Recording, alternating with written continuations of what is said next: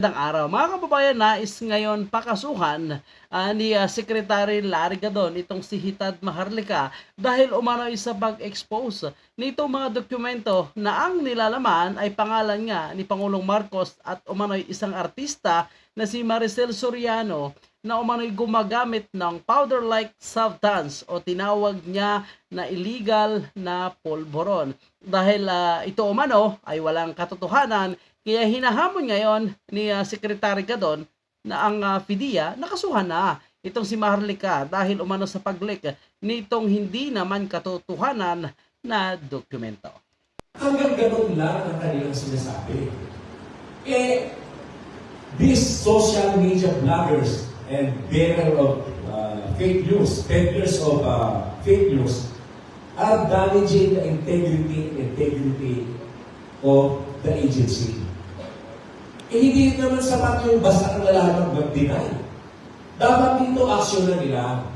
Ako ay nagbibigay ng pakiusap at pagsumisyon dito sa PIDEA na kasuhan ninyo itong mga naglalabas ng dokumento nito na mga peke, mga peddlers of fake news, yung mga dokumento na hindi naman talaga ginawa ng PIDEA.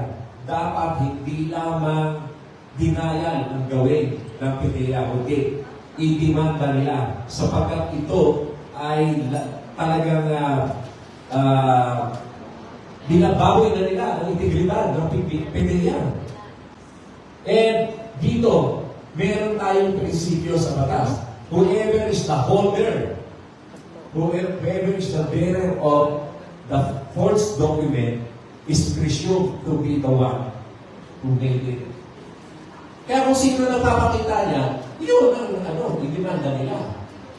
Ayan po mga kababayan po natin. Actually, kahit tayo naman nakamon natin itong PIDEA, nakasuhan itong si Maharlika kung talagang hindi totoo at fake nga ang dokumentong ito. Tamang sinasabi ni Secretary Gadon na yun ay fake, hindi kasuhan. Pero ang tanong mga kababayan po natin, bakit walang aksyon ang PIDEA at bakit dinaya lang? At nagsalita na nga itong PIDEA agent na umano'y handang humarap sa pagdinig sa Kongreso o sa Senado para aminin na totoo itong report na kanyang pinirmahan. Naku po, at dito nga magkakaalaman at syempre ang hamon pa ng ilan sa ating mga kababayan na ang tingin kay Pangulong Marcos ay mahina, weak leader, ay dapat ay magpa-pulburon test na ito o magpa-drug test na ito para talaga manahimik at magkaalaman. O kung hindi totoo ay supalpal nga dito kay Maharlika, imalay natin mga kababayan, ito lang yung paraan kung mapapatigil niya sa pagdadak itong si Maharlika at sa allegation na bangag nga siya mga kababayan po natin.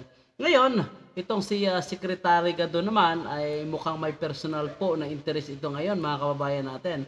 Ito opinion ko lang kasi madalas na po ang kanyang pagpapreskon at pagpapansin sa taong bayan. Bakit ko ba nasabi yan? Madalas na po siya nagsasalita in behalf of Malacanang at Pangulong Marcos at syempre ang kanyang sinusulong na political amendment which is nakakuha ng napakaraming atensyon. Kumbaga social media, kumukuha siya ng engagement.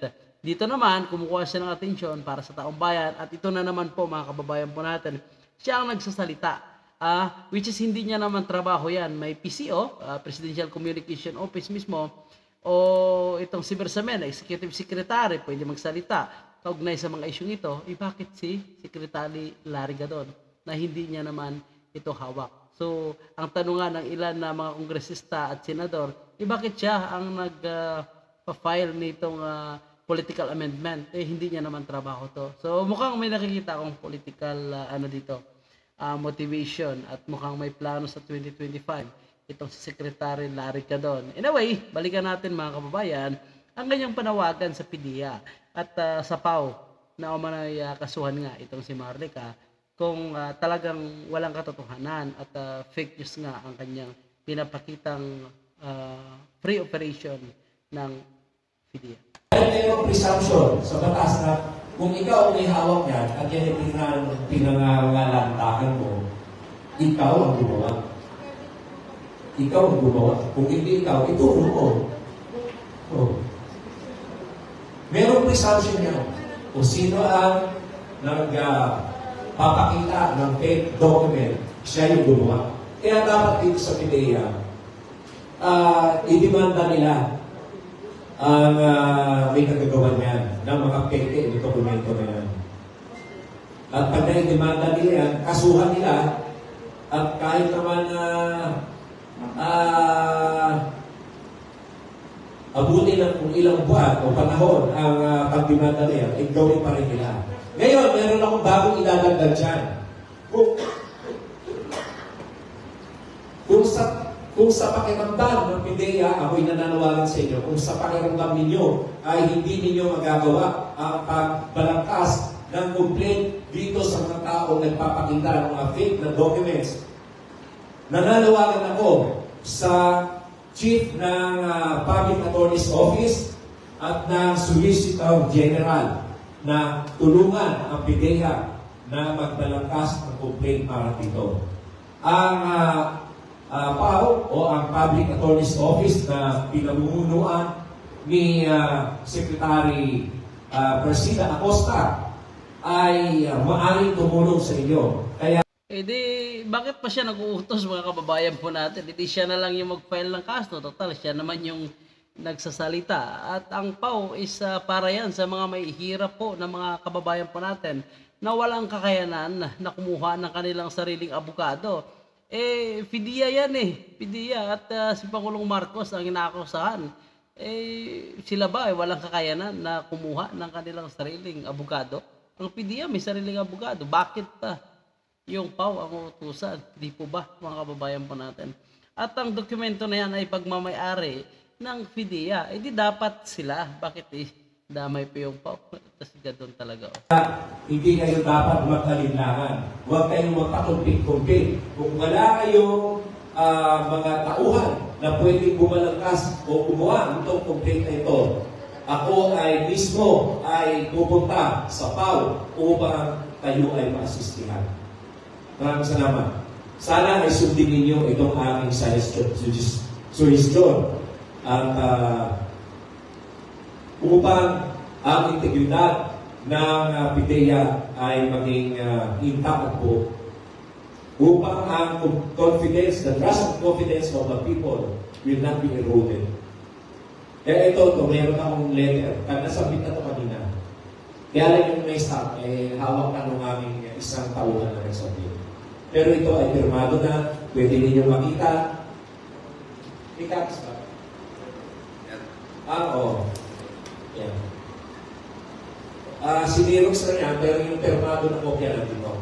At yung official copy, yung receiving copy, ay hawak na namin. Hindi lang agad nakarating dito. Dahil na traffic.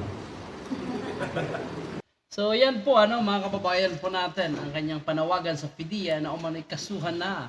Hindi niyang binanggit ang pangalan. Siyempre alam naman natin kung sino yung naglabas nitong dokumento at walang iba ay si Maharlika. Yan pa lang po ay documents pa lang. Hindi pa pinakita ang picture at ang video mga kababayan po natin. Ano naman kaya ang masasabi ni Secretary Larry Gadon kung ilabas na talaga itong video na ako po ay naniniwala na may video nga talagang hawak si Maharlika o may picture na hawak ito si Maharlika at which is hindi niya lang mailabas-labas dahil napakadelikado po. Kahit tayo siguro hindi tayo makakapag-share dahil video na po yan, mahirap na po i-share yan mga kababayan po natin. Si Maharlika, lakas ang loob nun, nasa Amerika, kung kakasuhan naman ni Secretary Larry Gadon, ang tanong nga paano, nasa Amerika naman.